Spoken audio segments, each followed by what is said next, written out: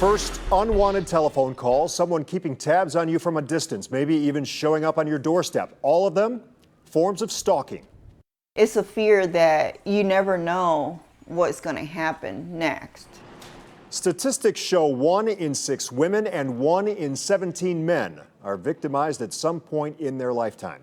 News 5's Mike Brookbank now gives us a look at the prevalent, dangerous, and often misunderstood crime. Yeah, Robin, let's start by defining what stalking is. It's a pattern of behavior that causes someone to feel fear, and typically it surfaces after someone breaks free from an abusive relationship.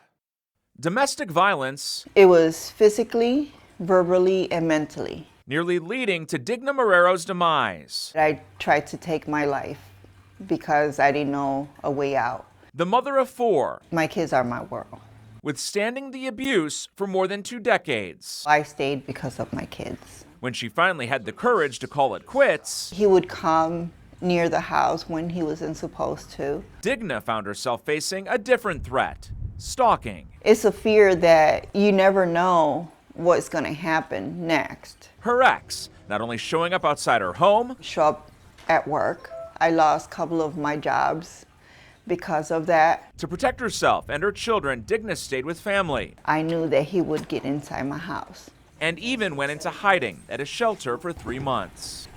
My body started trembling, shaking because of the fear that he planted in me. When she finally returned home, I have a machete next to the door. the domestic violence survivor prepared for the worst. I would have knife underneath my pillows. As the stalking continued for 5 years, It's like a chess game.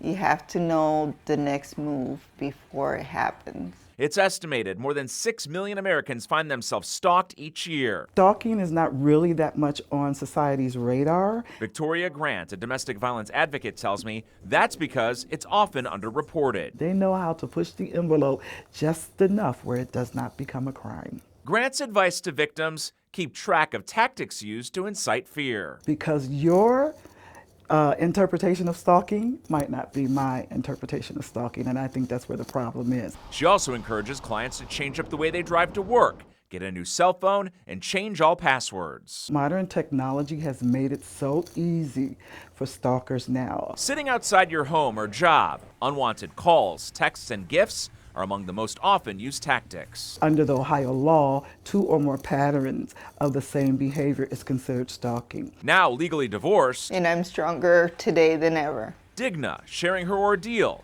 to raise awareness about stalking and hopefully inspire other women to find the courage to escape. Because there's somebody that believes